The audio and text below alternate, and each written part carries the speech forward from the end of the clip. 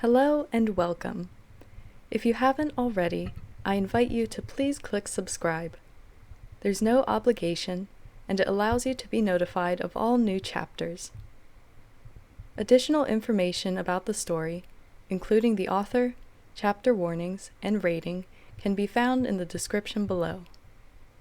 All credit goes to the original author.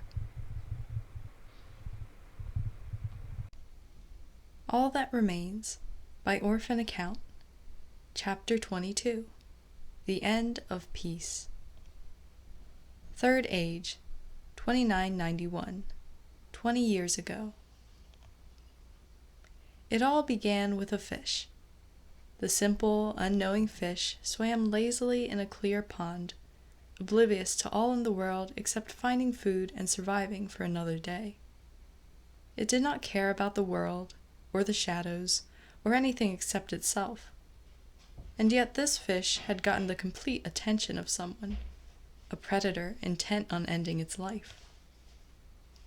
The pale white creature sat at the side of the pool, large blue eyes following the silver fish in the water.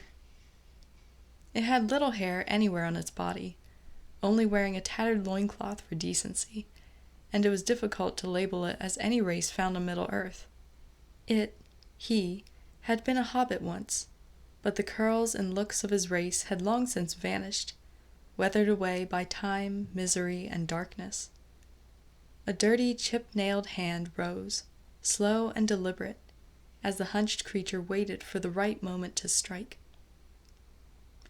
"We only wish to catch a fish, so juicy sweet," Gollum sang softly in a terrible voice, staring greedily at the scaled animal. He waited a moment longer, then lunged, grabbing the fish straight out of the water and biting into it fiercely. Its blood dripped grotesquely down Gollum's chin, and the fish writhed twice in agony before going still. Not caring how disgusting his meal was, the thin, not quite hobbit devoured his catch savagely, focused completely on his task. He did not pay attention to his surroundings as he should have been. He was in southern Mirkwood, the darkest part of the forest that was still dangerous. Even though Dol Guldur was mostly vacant, this part of the woods still belonged to darkness, and orc patrols could be commonly found. But Gollum did not care about orcs. He just wanted his fish.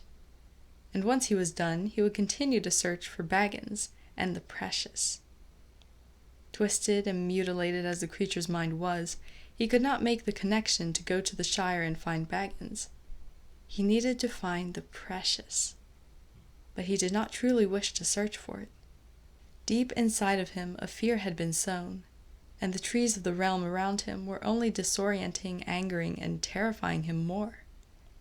Still, the single thought drove him onwards. Shire, Baggins, Shire, Baggins. Gollum glowered at his reflection, muttering angrily to himself. "Thief stole it from us. It stole our precious. But we wills get it back, we wills. It is our precious. Ours, not filthy Baggins's." Narrowed blue eyes glared back at the white creature, and he growled, baring the few yellowed teeth he possessed. He tore another chunk of flesh from the fish, continuing to eat in a way that would make many cringe. He turned slightly away from the pool, ignoring his reflection, and continued to speak to himself, oblivious to all around him. As such, he did not see the orcs until it was too late. A few weeks later, in Minas Morgul, agonized screams ripped through the air. "Shire! Baggins's!"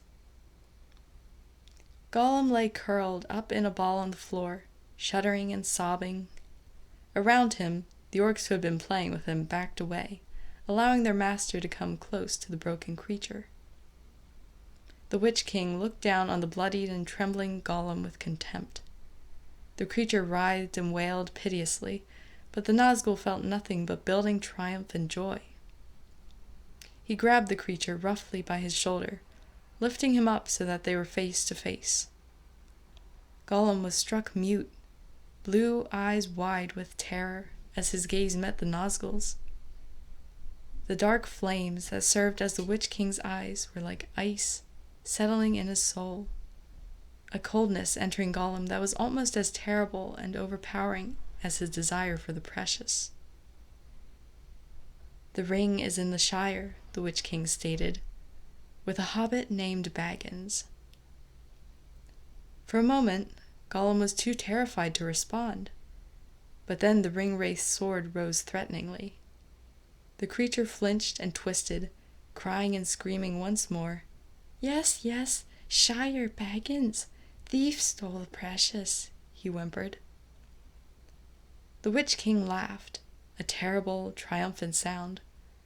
Finally, after so many years of searching, they had found it. They had found the One Ring.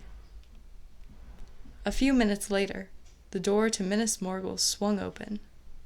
The Witch King and 2 of his followers flew out on their black, dragon-like steeds. The creatures shrieked and roared, bearing their masters away from the tower. They flew swiftly, all of their thoughts focused on their destination, the Shire. They left Gollum on the floor in a pool of red, throat slit, his blue eyes staring blankly at the sky.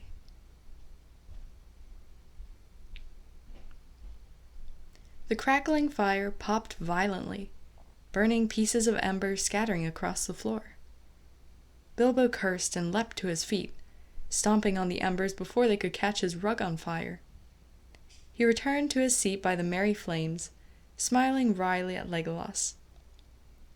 "I'm glad you have returned, my friend. Frodo has been asking me when you were returning for the past month." The hobbit shook his head, chuckling softly. "I'm surprised that you did not run into him on your way here. He has been going out into the fields and woods, exploring, you know." The elf laughed. He had met Bilbo's young charge many years ago, and the hobbit had yet to get over his awe of the elf. The first few years that Legolas came to visit his hobbit friends, Frodo had followed him around with large eyes, asking him so many questions that the assassin could barely keep up. Many of said questions had begun with, "Is it true that elves can?" followed by some supernatural ability that many hobbits thought elves were capable of. A few were true, at least partially, but most were ridiculous or entirely false. Legolas did not mind Frodo's curiosity, though. The young hobbit asked all of those questions because he truly wanted to know the answer. As the years passed and Frodo grew older and more mature, he began to ask more in-depth questions and get over some of his awe in order to see Esgil as a friend. He learned Sindarin under Legolas and Bilbo's tutelage, and he and the elf would have entire conversations in the language of the immortals. Frodo was a quieter hobbit than some of his kin, calmer and more prone to read books. In part, that may have been because of Bilbo's fascination with maps and books, but it also may have been because many of the hobbits thought the Bagginses were strange. It was odd how hobbits could be so open-minded and closed-minded at the same time. Luckily, Legolas did not add to their strangeness. His presence in Hobbiton remained a secret. Bilbo still had no idea how the assassin managed to get into his house without being seen, but he did not mind. Frodo did not either, and had readily agreed not to tell his friends of the elf that came to visit once a year. Not even his close friends or cousins, Sam, Merry, and Pippin, knew. "Should I go find Frodo?" Legolas asked his friend.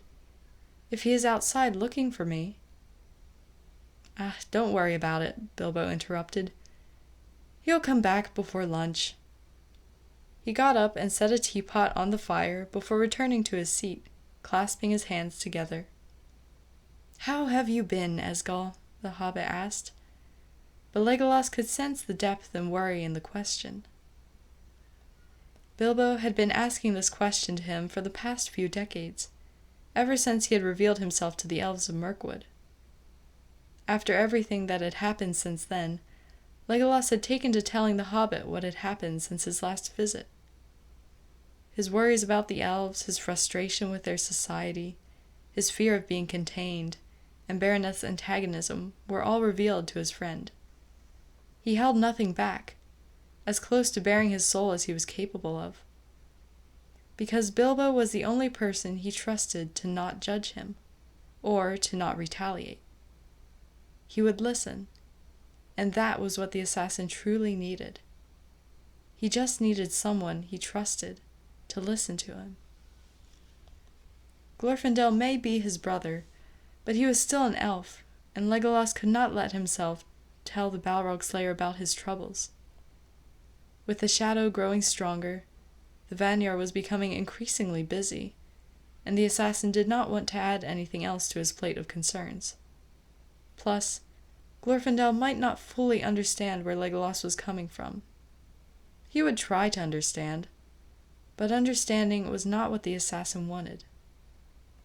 He just wanted someone to talk to, without having to hold back.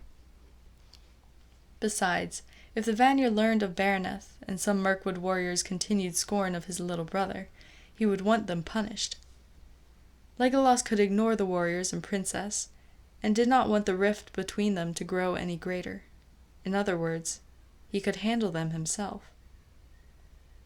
Somehow, Bilbo became his confidant, the hobbit always listening and coming up with simple, matter-of-fact ways to deal with issues, or at least find a way to help Legolas laugh. The elf had grown increasingly quiet over the past few decades, more quiet than usual, and with a distant look in his eyes. Whenever Bilbo had asked what was bothering him, the assassin would reply with a simple, "There is so much darkness in the world." Unknown to Esgol, his words terrified the hobbit. He did not know that he spoke like someone who was exhausted and who was tired of the world. The elf showed no signs of fading, but his eyes had lost much of their fire, and a blank dullness could be found in their violet depths. Legolas was unaware of it, and Bilbo had not known how it had happened, but the assassin had lost his drive. He was overwhelmed and confused, pulled in 1,000 directions by his conflicting thoughts and emotions. Legolas's encounter with Raigan had been when he began questioning himself and who he was. Aragorn's initial reaction to the death of the men had stung, and had more of an impact than the elf was willing to admit. He was drawn to, but scared away from the Elven King's palace. He was a kind elf, and a ruthless assassin. He wanted to let people in, to trust them, but was too afraid and unable to let anyone close to his heart. His secrets wore down upon him, yet he could not let them go. It made him almost hate himself for not even being able to trust his own brother. He was not even sure if he trusted himself. The assassin was a mess of conflicts and questions, the answers remaining far out of his grasp. For the first time in many years, he found himself asking himself, "Who am I?" Was he Esgol, the hidden guardian? Was he the former apprentice of the Touch of Death, a ruthless assassin? Was he Legolas, or whoever Legolas had been before Dol Guldur? Who was he? What was he? Legolas did not know what to do with himself. A part of him wanted to go to Mirkwood and stay there. Another part of him wanted to seek out answers about his past. A third wanted to just run away and leave everything for a while. Another wished to finally find out why he felt so connected to Thranduil and a few members of the royal family. All his thoughts, emotions, and insecurities had caught up with him, and he was not handling it well. That was why he spoke honestly to Bilbo. "I am tired, Melanin," the elf said softly. "There's so much I wish to do or seek out, and I cannot. There's so much that I have been ignoring for years, and now it has all decided to converge upon me all at once." "That's what happens when someone ignores something for a long period of time," Bilbo murmured. "It sneaks up on you and grabs you, refusing to let you go until you face it. Then more and more things grab on and hold, till you find yourself suffocating under the weight of it all. He leaned forward, normally cheerful face grim and intent. You need to tell me everything that is bothering you, Esgil. I'm serious. You can't hold it all in anymore. What is it that is so deep within that you do not wish to tell anyone? He looked right into the elf's tired violet eyes. What is bothering you the most? A secret shared is a burden halved. Legolas did not respond for a moment, eyes closed. Many secrets and contained emotions whirled around his mind like a hurricane. Finally, a deep secret, fear, and burden rose to the forefront of his mind. I don't trust anyone completely, he began without preamble in a sad, pained voice. I try so hard to, but I cannot.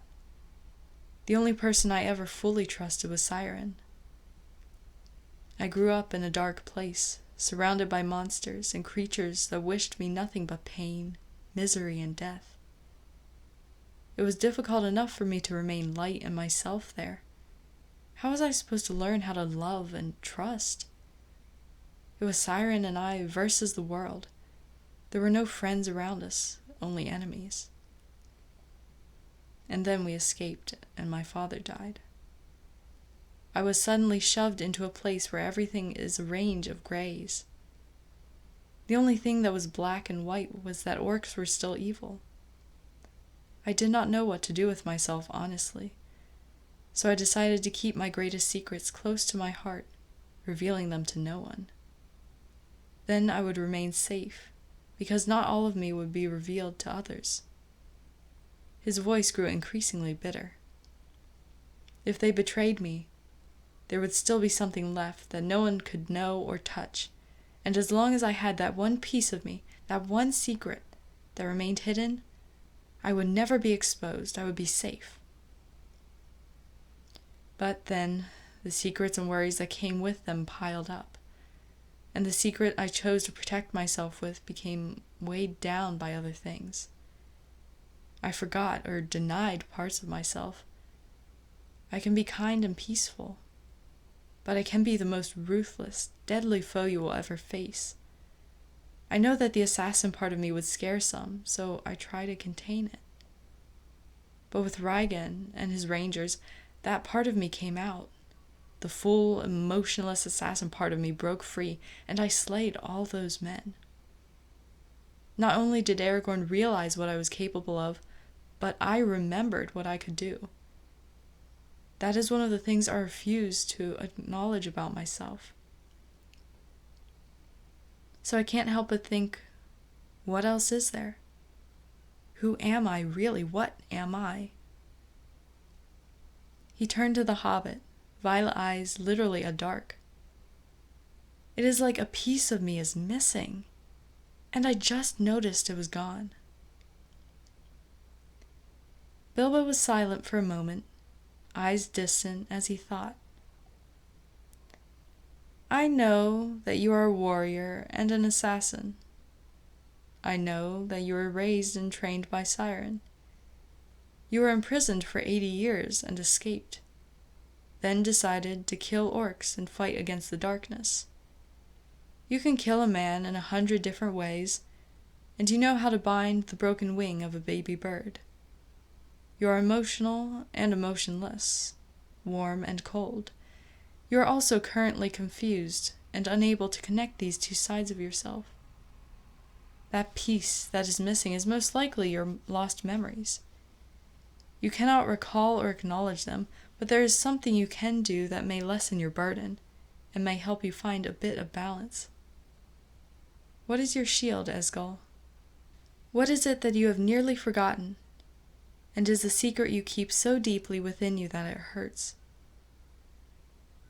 The question was not demanding.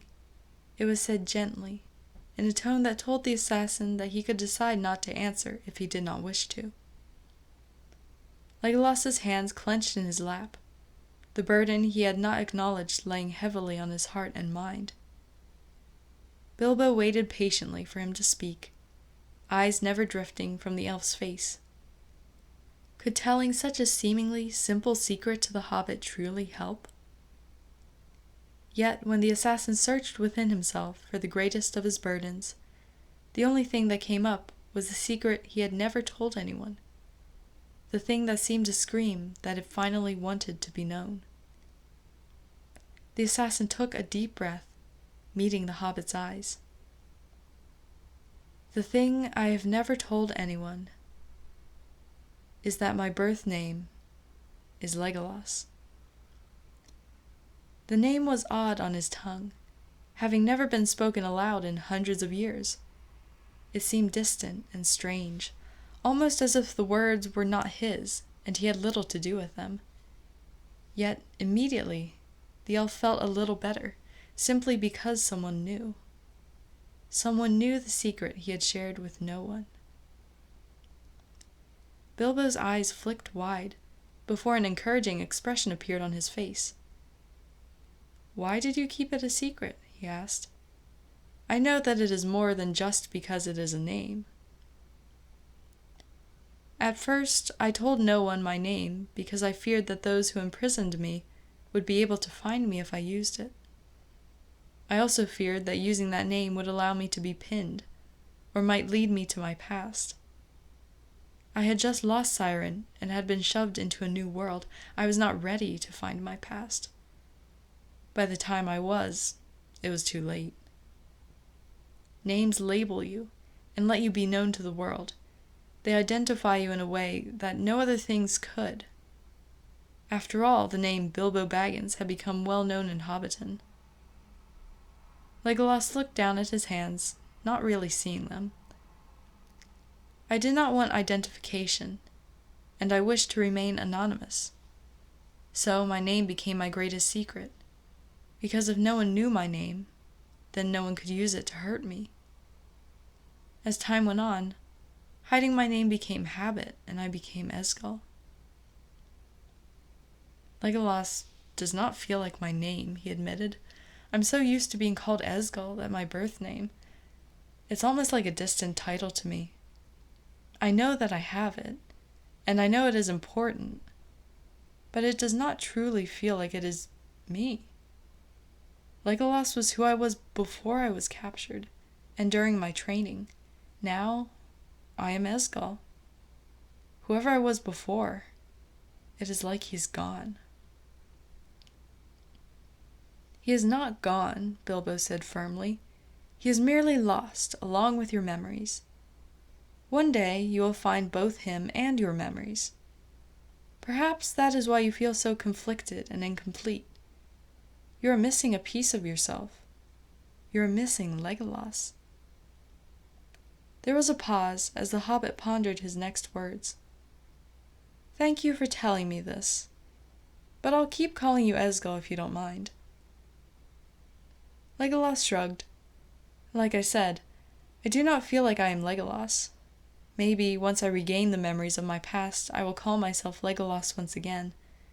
But for now I am Esgol, and that is who I will remain for a while yet." The verbalization of his innermost secret and thoughts brought a small sense of calm to the assassin. He had acknowledged what was wrong and shared his burden. Already he felt slightly better, though his inner conflict, loss, and confusion still hovered in the back of his mind. But it was now mostly under control, a small bruise instead of a wound that refused to close. He knew that his worries would remain, but he also knew he could handle it, and should not let it fester again for so long. The sound of a door opening signaled Frodo's return to Bag End at last. The young hobbit gave his customary call of "Bilbo, I'm home," before wandering into the sitting room. Frodo froze as his eyes caught sight of the elf, and a large grin crossed his face. "You're here!" Frodo rushed forward, smiling happily up at Legolas. "I knew that you usually came here around this time of year, so I decided to see if I could meet you on the way here." I'm sorry that we missed each other, the elf said seriously. If I had sensed you on the way here, I would have come here with you. It's all right, Frodo said dismissively. I'm just glad you're here now. Could we continue my sword lessons? Bilbo knew that even the most peaceful place could become drawn into the war with the shadow, so he had long ago decided to let Legolas teach his charge how to fight. Frodo had taken to the lessons well, able to spar quite well for a hobbit. He had even been allowed to use sting the last few times the assassin had come. Legolas spent much of the time he was with the hobbits teaching the young one how to fight, carefully correcting his swings and stances. When the elf left, Frodo still practiced, with Bilbo supervising and making sure he was learning everything correctly. Although Frodo had never been tested in battle before, something both Bilbo and Legolas were happy about, word of his sword lessons had leaked out when a hobbit had caught Bilbo and Frodo practicing in the field. A few bounders had come and openly observed one such lesson more than once, and they were impressed with what Mad Baggins had managed to teach his cousin. They were, of course, unaware of the elf that had assisted in Frodo's training. Some bounders had offered Frodo a spot in the watch when he was older, encouraging him to continue his lessons. Frodo did so, not only because of his took hope for adventure, but because he enjoyed the lessons and was determined to be able to defend himself and his home if need be. It was the general opinion of Legolas, Bilbo, Frodo, and many others in the darkening world, that it was better to be able to defend yourself and not need to, than have the need and not be able to. Of course we can, Legolas said. Go grab Sting and meet me in the usual spot. He left, and Bilbo walked to the door, looking left and right for the elf. He was nowhere in sight. The old hobbit sighed and shook his head, laughing softly. How does he do it? He murmured, then turned to his cousin. You know the rules. Be careful, stay with Nazgûl, and don't let anyone touch or hold Sting. The last thing I need is for Peregrine Took to stab himself in the foot. Frodo looked past the crotchety old hobbit act and laughed. I will, Bilbo.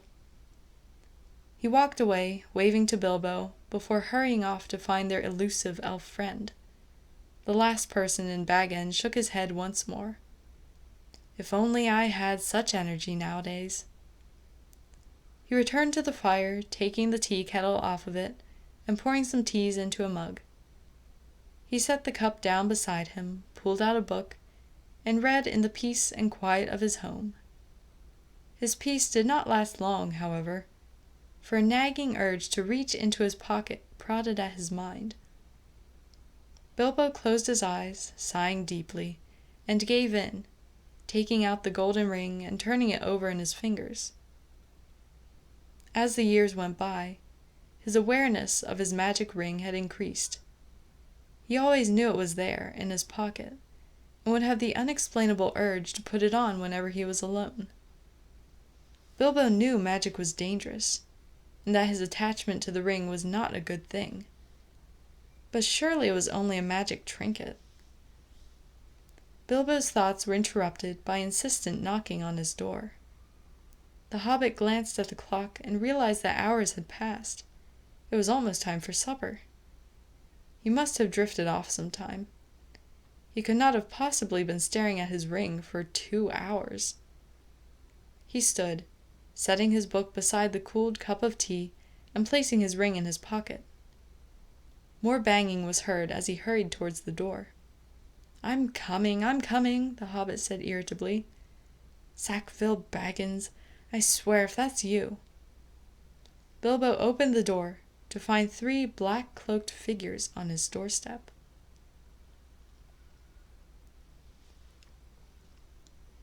Legolas watched approvingly as Frodo went through a series of mock blows and strikes. The hobbit had a determined look on his face as he went through the stances, as intent as if he were facing a real foe. The assassin spoke to his friend in precise, blunt statements, knowing the hobbit could handle and appreciate his corrections. Turn your left foot out to balance yourself. Double grip on the sword. Don't stand there like a rock. Move around. Use your speed and agility. You're small, but you are not as strong as a dwarf. They can block blows easily. You cannot. Frodo made the changes Legolas barked at him, attacking the training dummy they had set up with vigor. Sting flashed and stabbed in, moving with impressive speed for a hobbit. But right now, Frodo was not a peaceful, food-loving hobbit. He was a young warrior in training, determined to succeed and learn what was necessary to reach his goal, and protect those he loved if the need arose. It was from the latter mindset that the strongest warriors arose. Fighting to kill may lend strength, but fighting to protect was an even greater thing. The blue-eyed hobbit halted at last, breathing heavily as he turned to look at Legolas. "Well done," the assassin said with a genuine smile. "You are quite formidable, Frodo, and would be one I would wish to fight alongside in battle." His young friend blushed and smiled at the praise, sheathing Sting carefully. "Thank you, Esgol. Honestly, I hope I never actually have to fight." Legolas's smile faded as he grew solemn. "I hope you will never have to as well. I hope that you will be able to continue to live in peace. But I have found that the greatest powers are not that kind. Peace cannot last forever, and soon all things may be touched by darkness and war," he thought. These foreboding thoughts had been growing in the elf's mind for some time, as Mirkwood grew darker along with the rest of the world. Galadriel had been right. The darkness was coming. The only question now was when it would come, and how terrible it would be once it did. Under Frodo's worried scrutiny, the assassin pushed his thoughts away. "I believe we should return to town," he said lightly, teasingly. "Bilbo will fret and worry if you miss..." The violet-eyed elf stopped speaking, his every muscle and limb going rigid. His head snapped to the side, staring into the distance in the direction of Hobbiton. Beside him, Frodo tensed as, following his friend's gaze, but unable to see what he saw. Not what he saw per se, but what he had sensed. 3 large, dark presences had come into his range. They were so deep in evil and shadow, so greatly a part of both, that they were like splashes of black ink on the whitest of parchment, or crimson blood dropped into snow. The presences were familiar, horribly so, and Legolas knew that there was no mistaking what had come to the town. He could never mistake the presences he sensed. He had lived with them for 80 years after all. "Nazgûl," the assassin snarled, violet eyes blazing with hate. Frodo stared at him with wide eyes, frozen in the spot with fear. Then he jerked, a flinch of his body, and he too looked in the direction of his home. Only one thing within it was on his mind, however. Bilbo! Without another word, the hobbit took off, racing back towards Hobbiton. Legolas stood stock still for a moment longer, before he sped after his young friend, at first slowed by shock, alarm, and fear. The Ringwraiths were here! The ones that had captured him, had imprisoned him, and who he hated with a passion, were here. He hated them for taking him from his birth family. He hated them for trying to control him. He hated them for taking away his memories, even if they did not truly realize that they had. He hated them for killing so many and for following the darkness. He hated them for existing. Even with all that hatred, Legolas had never gone after the Nazgûl. But now he was wishing he had. Icy rage wanted to overcome the assassin's senses, but he did not let it. He could not let it. He wanted to race into Hobbiton and slaughter the Nazgûl he encountered, to make them pay for all that they had done, but he could not. Because even after all of his years in the Ringwraith's presence, learning what he could, Legolas was not sure how and if he could kill one of them. If any old weapon was capable of killing one of the 9, surely someone would have succeeded by now. For all he knew, they could be immune to everything, unable to truly be killed thanks to their master's dark sorcery. The Ringwraiths had not exactly been forthcoming about how to assassinate them. Legolas knew that elvish blades could wound a Nazgûl, and knew that the elements could temporarily stop one, but kill one? Most likely not. Still, it would be worth a try. Legolas took his bow from his shoulder, notching an arrow to the string. Frodo was far ahead of him, fear lending speed to his feet, and panic sending adrenaline rushing through his veins. The elf could see Hobbiton in the distance, and his steps faltered at what came into view. The town was burning. Trees, fields, hills, and homes were all ablaze, flames and smoke devouring the once peaceful place. Legolas coughed, the tainted air burning his throat, and his eyes shimmered and ached with burning tears. He lifted his face mask, covering his mouth and nose, and squinted through the smoke and ash. Hobbits were running about, most screaming in fear, while others tried to put out the flames. Most fled, stumbling over each other in their haste, running away from the large black shapes that the elf could see in the distance. 2 Nazgûl sat atop their dragon-like mounts in Hobbiton, a third on the ground near his mount, and Legolas was swift to recognize the Witch King, his lieutenant, and another black rider. His sharp eyes focused on the Nazgûl lord, the one he despised the most for what he had planned to do to him, and spotted something in the Nazgûl lord's arms. The assassin's heart skipped a beat. Bilbo was limp and unmoving in his enemy's hold, pale as death. The elf's grip tightened on his bow, but he hesitated. He could shoot the Witch King, but if he did, would it matter? Would the Nazgûl be wounded, or would he be unaffected enough to hurt or kill Bilbo in retaliation? The roar of renewed fire drew his attention, the chaos making him unable to worry about one thing for long. As he watched in mute horror, the lowest-ranked Nazgûl lit a building with a torch, careful to keep his robes away from the fire. Beside the Ringwraith, his mount screeched, flattening multiple houses and sending many hobbits to the ground, screaming in pain. The Black Rider held a torch with odd, sickly green flames in one hand, lighting things on fire without fear of being burnt or harmed by his weapon. Legolas recognized the flames as the dark fire that lit the halls of Minas Morgul. The fire was cursed, and would keep burning as long as the Nazgûl held it, its flames turning orange but more wild than normal fire when it lit other things alight. How the Ringwraith had brought it with him, and why he was using it to burn down the town, the elf did not know. Nor did he care. He had to try. Without wasting another thought, he drew back and fired, arrow flying straight and true. It hit the arsonist Nazgûl, where his heart had once resided. For a moment, nothing happened, and Legolas's stomach dropped. It didn't work. Then, so suddenly almost all witnessed it, flinched. The Ringwraith crumbled, imploding into dust along with the arrow that had slain it. The torch fell from his hand, its dark fire vanishing like a candle hit by a breath of wind as its energy source was cut off, and the fires devouring the town seemed to lose some of their strength.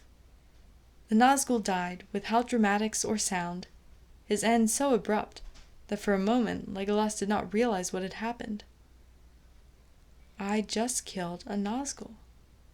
The Witch King's enraged shriek was heard over the continuous screams and cries of the hobbits, and for a heart-stopping moment, Legolas thought he was going to set his monster on the people fully. To his surprise and horror, the fell beast spread its wings, obviously preparing to take off. It did not make sense that the Nazgûl was not going to retaliate. In fact, he seemed to be ignoring the easily able-to-be-killed hobbits around him. Instead, it was as if he had only remained to indulge his now-deceased comrade. But his reasoning did not matter. All that did was that the Witch King was escaping, and he was going to take Bilbo with him. Legolas notched another 2 arrows, sighting along the shafts. Clear gazes cutting through fire and smoke. Violet eyes met cruel fire, and the Witch King hoisted his hostage up, covering his torso with the unconscious hobbit.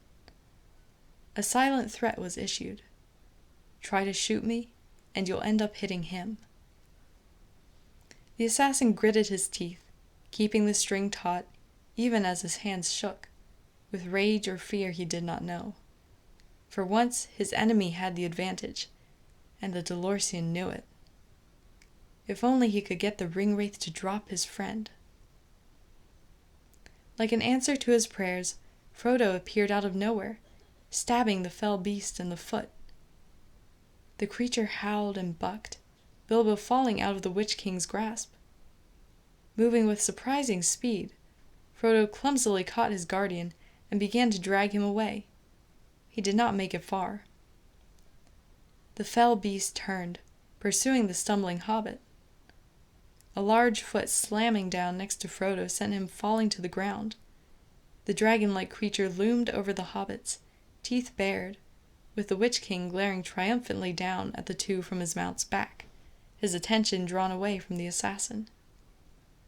Too bad for him. Breaking out of his shock, Legolas drew his bowstring back, hands still shaking, and released 2 arrows.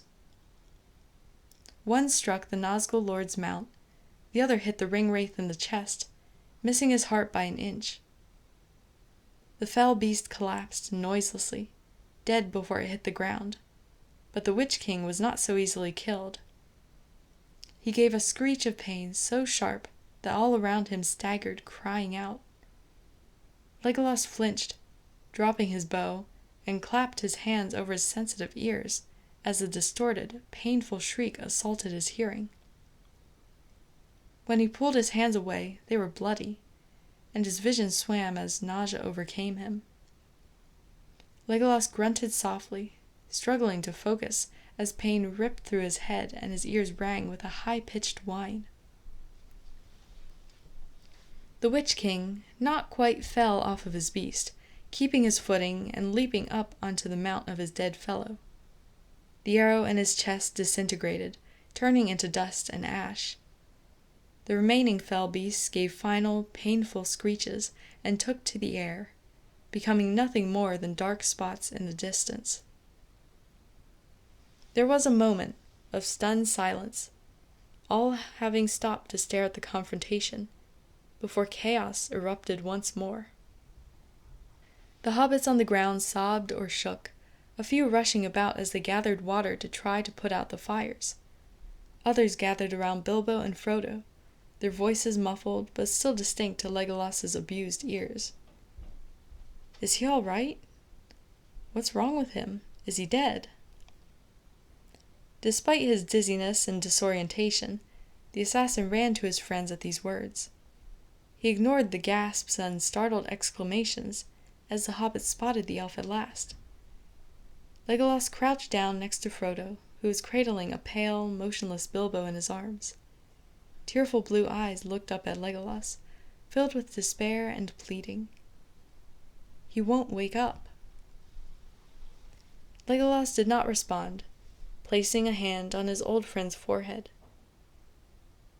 Bilbo's skin was pale and icy cold, his life energy only a weak, flickering light within him, growing dimmer by the second.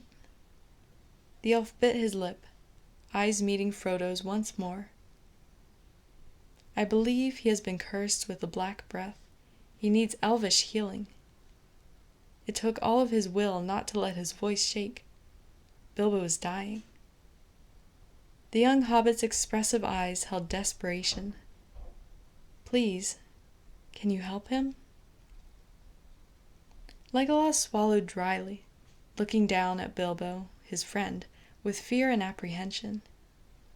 He knew elvish spells for healing, but had never performed one before. Not only that, but this ailment was the Black Breath, one of the darkest sicknesses in their world. Even Lord Elrond lost people to it sometimes, so what chance did he have to save Bilbo? "I have to try," the assassin thought, heart pounding loudly in his chest. His right hand remained on Bilbo's forehead, his shaking left one laying on the hobbit's barely moving chest. If he succeeded, even a little bit, Bilbo may survive. But if he was not strong enough, if he could not heal his friend even the smallest amount, then the hobbit would die. I can do this, Legolas told himself. I can do this. His eyes remained open, but glazed, as if he were asleep. His awareness of the physical world faded, and he spread his sixth sense, focusing on his friend. He could see the darkness within Bilbo, a shadow taking hold of the lively hobbit's soul. His pure hobbit soul was no longer that, darkened and weakening as the shadow fed off of it like a parasite. Bilbo's mind was trapped in visions of darkness, terror and agony racing through his thoughts as nightmares plagued him, drowning him. Legolas breathed in sharply, distancing himself the slightest bit in order to not be caught up in the deadly storm. He reached out with his own energy, trying to connect with Bilbo, calling to him in an attempt to bring him back. Bilbo, lasto beth tolo galad. Bilbo's presence did not react, unable to hear his calls amidst the agony surrounding him. The darkness heard, however, and, angry, lashed out, beating at him with a savageness that took him by surprise. Legolas weathered its attacks, refusing to be pushed back, blackness and evil swirling around his consciousness, but unable to move or shake him. Seeing this, the darkness ignored him, instead converging around Bilbo's light and tightening its grip, suffocating him. The hobbit's life energy flickered dangerously, and fear wormed its way into Legolas's heart. His friend was fading fast. No! He flung himself into the spell, not noticing as his breathing slowed, his face twisted into an expression of pain, and his skin grew cold to the touch. He was pushing much of himself into his friend, his own energy flowing into Bilbo in an attempt to heal him. He could not, would not, lose Bilbo to the darkness. He could not fail. Yet, Bilbo's life was slipping away like water through his fingers, Legolas unable to stop it, as the darkness slowly strangled his friend's spirit. He did not notice as tears began to trickle down his cheeks, caught in a struggle he was swiftly losing. Legolas wanted to cry and scream in grief and rage as the darkness mocked him, tearing his friend apart and choking him with shadows. He was an assassin and a warrior, not a healer. He could not win this fight. Bilbo was lost, doomed to his dark fate, and he was helpless to stop it. Just like he had been helpless when Siren died in his arms. No, Legolas rasped, unknowingly speaking aloud. His still open eyes narrowed, but the grimace faded from his face, replaced by a teeth-grinding, determined look.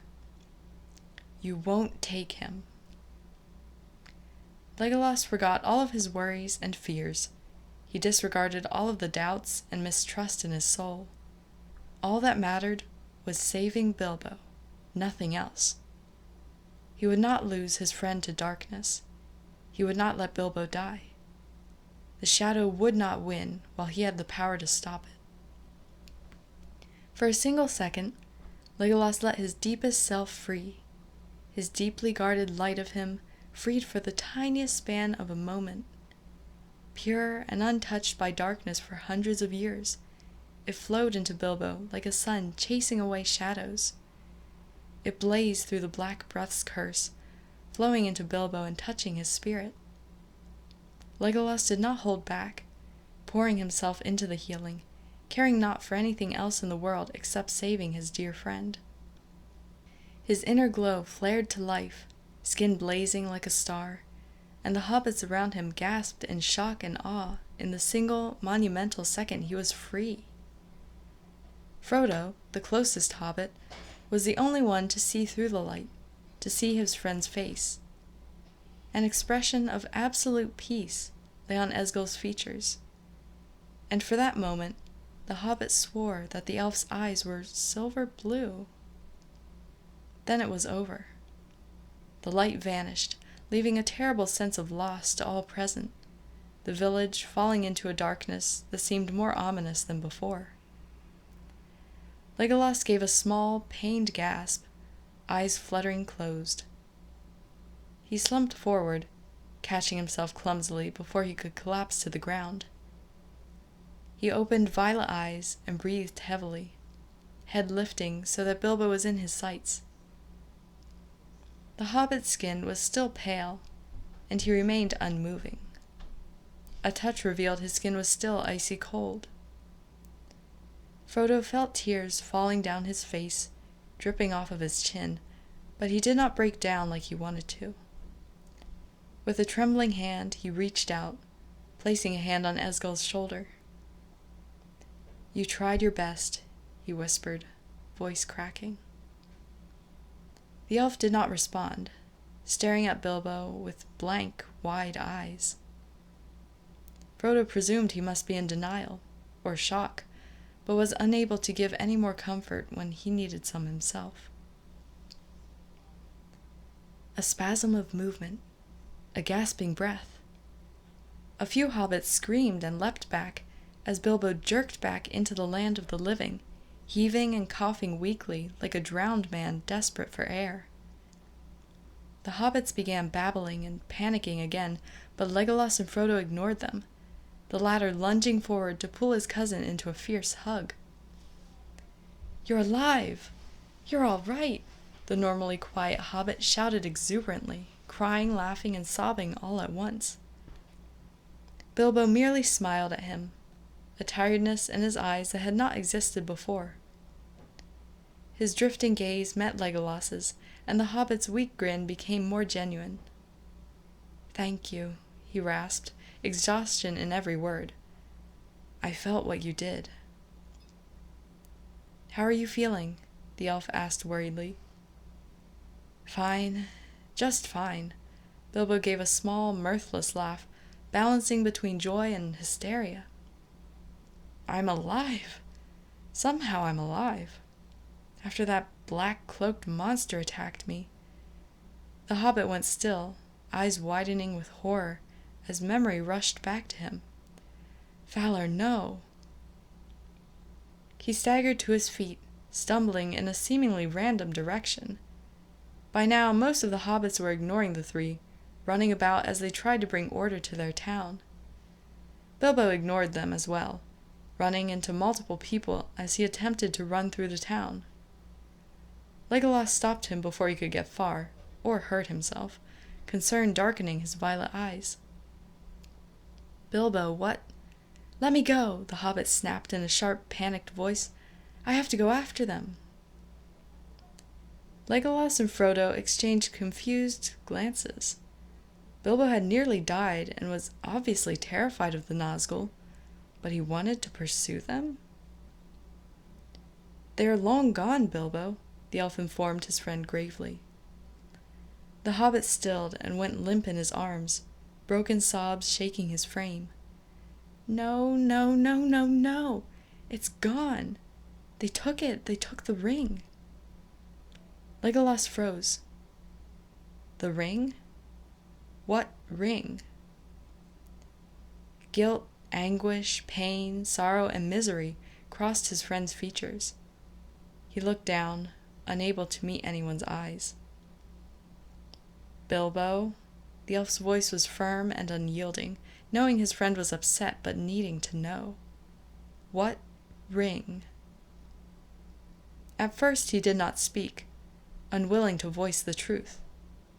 Anguish, despair, fear, pain, and terror warred for dominance on the hobbit's no longer innocent features as he looked up at the assassin.